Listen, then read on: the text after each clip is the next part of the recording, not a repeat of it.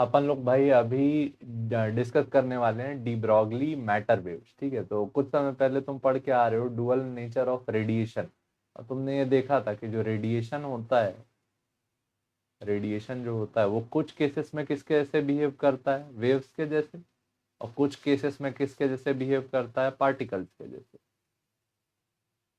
ठीक, वेव्स का एग्जांपल क्या था, इंटरफेरेंस, डिफ्रैक्शन, पोलराइजेशन।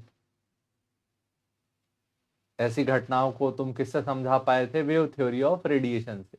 और पार्टिकल्स, पार्टिकल नेचर किस में देखा तुमने, फोटो इलेक्ट्रिक इफेक्ट में। तो कुछ फिनोमिना तुम किससे समझा पाते थे, रेडिएशन का वेव नेचर से, और कुछ फिनोमिना तुम किससे समझा पाते थे, रेडिएशन का पार्टिकल नेचर से, जिसके कारण तुम बोल पाए क्या, डुअल नेचर ऑफ रेडिएशन। ठीक, तो इससे प्रभावित होकर डी ब्रॉगली नाम का एक साइंटिस्ट था, फ्रेंच साइंटिस्ट था, इसने 1924 में एक थ्योरी प्रपोज की कि जैसे रेडिएशन का नेचर डुअल होता है, वैसे ही matter also must have, matter should also have both particle and wave nature. जो मैटर है, मैटर का भी पार्टिकल नेचर भी होगा और वेव नेचर भी होगा। तो इसने प्रपोज किया कि पार्टिकल्स जिनका साइज छोटा छोटा होता है, जैसे कि proton, electrons, alpha particles, neutron, even gas particle, इनके लिए हम लोग क्या कैलकुलेट कर सकते हैं, D Broglie wavelength for matter waves. ठीक, इन्होंने बोला कि ये जो छोटे पार्टिकल्स हैं, इनसे रिलेटेड मैटर वेव्स होती हैं जिनका वेवलेंथ इनके साइज के आसपास होता है। तो इसका कैलकुलेशन का टेक्निक दिया डी ब्रॉगली ने, और इसको क्या बोलते हैं, D Broglie wavelength for matter waves. ठीक है, ये ध्यान रखना भाई। ठीक है, या फिर पार्टिकल वेव। एक और ध्यान रखोगे कि, हाँ बस हो गया, इतना ही है। ठीक, तो डी ब्रॉगली मैटर वेव्स का वेवलेंथ आप कैसे कैलकुलेट करते हो, दो इक्वेशंस डी ब्रॉगली ने यूज की। पहली इक्वेशन थी आइंस्टीन की mass energy relation, E equal to m C square, और दूसरा Planck quantum theory, E equal to H C by lambda. Einstein equation और प्लैंक क्वांटम थ्योरी को जब डी ब्रॉगली ने इक्वेट किया तो उसने पाया M C square equal to H C by lambda. C से सी क्या हो गया, रिप्लेस। तो लैम्डा को अगर आप ट्रांसपोज कर लोगे तो लैम्डा का वैल्यू क्या आया, एच अपॉन एम सी। यहाँ से डिब्रॉगली ने कैलकुलेट की किसका, किसके लिए, वेवलेंथ पार्टिकल्स के लिए। बस C was replaced, C was replaced with v, which indicated speed of the particle, speed of particle, क्योंकि पार्टिकल स्पीड ऑफ लाइट से चल नहीं सकते। ये क्या है, स्पीड ऑफ लाइट। तो ये रिप्लेस हो गया किससे, h upon m into v से।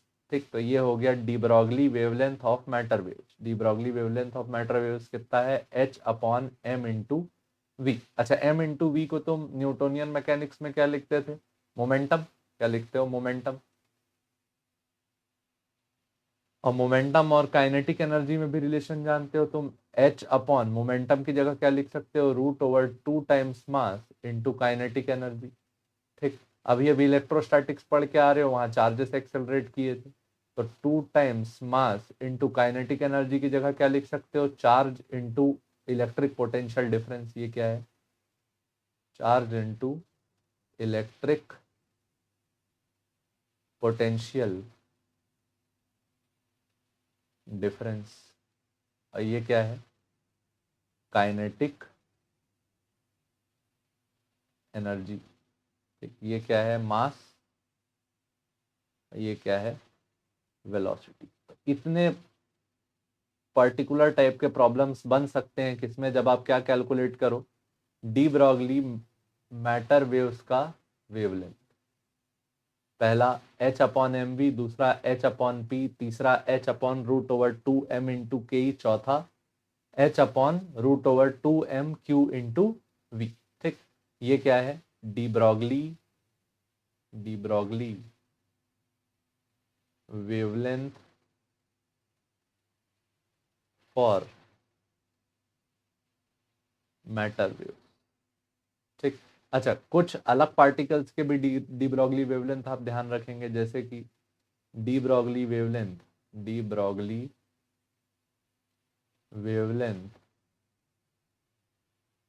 For thermal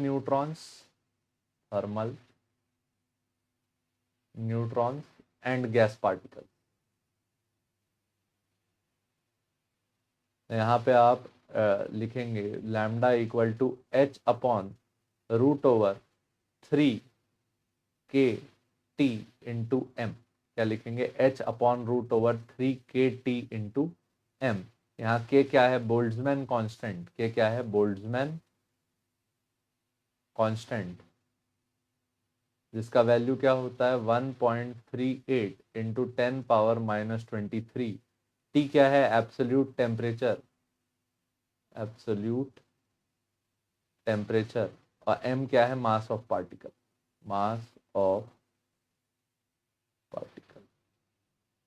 double m. ठीक। और यूनिट क्या रहेगी बोल्ट्जमैन कांस्टेंट की? Joule per kelvin. ठीक, ये एक ध्यान रखना। और कुछ छूट तो नहीं रहा है? ठीक। इसका ना वैल्यू अगर फॉर न्यूट्रॉन्स लिख रहे हैं, फॉर थर्मल न्यूट्रॉन्स अगर आप लिख रहे हो तो H का वैल्यू पुट करा दो, K का वैल्यू पुट करा दो, M का वैल्यू पुट करा दो, तो लैम्डा का एक स्टैंडर्ड आंसर याद रखना 25.17 upon root over temperature angstrom. ये थर्मल न्यूट्रॉन्स के लिए ये क्वेश्चन पहले भी आ चुका है, तो ये स्टैंडर्ड वैल्यू याद रख के चलेंगे। Root over 25.17 upon root over absolute temperature angstrom. ठीक। ये कुछ पॉइंट्स है जो आपको ध्यान रखने हैं, किसको लेके? डी ब्रॉगली वेवलेंथ को। ठीक। गैस पार्टिकल्स के लिए भी रूट ओवर 3 kTm, न्यूट्रॉन के लिए सीधे सीधे वैल्यू रहेगी। ठीक है, तो ये होगा थोड़ा बहुत थ्योरी। इससे रिलेटेड कुछ थ्योरेटिकल पॉइंट्स है जिनको आप याद रखेंगे। कैरेक्टरिस्टिक्स ऑफ मैटर वेव्स, यानी उनके प्रॉपर्टीज लिखेंगे। तो property number 1, matter waves are not electromagnetic waves. Matter waves electromagnetic waves नहीं होती। दूसरा, they are non mechanical waves.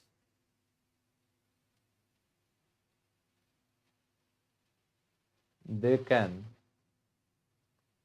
Travel in vacuum. ठीक। तीसरा, matter waves are independent of charge. Matter waves charge से क्या होती है? इंडिपेंडेंट होती है। ठीक। मतलब कि पार्टिकल चार्ज्ड हो या ना हो, उससे रिलेटेड एक मैटर वेव होगी। चौथा, observation of matter waves is possible only when size of particle is of order of the wave। यानी कि वेव का जो वेवलेंथ, ऑर्डर ऑफ वेवलेंथ का जो ऑर्डर है और साइज ऑफ द पार्टिकल एक जैसे हो, तो डी ब्रॉगली मैटर वेव्स क्या हो जाती है? ऑब्जर्वेबल हो जाती हैं। ठीक है, इसलिए जनरली किससे अपन लोग उनको रिलेट करते हैं? छोटे पार्टिकल से। ठीक।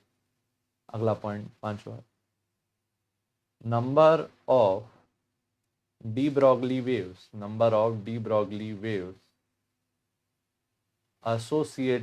associated with nth Bohr orbit is n। ठीक, तो number of D Broglie matter waves associated with nth Bohr orbit is n।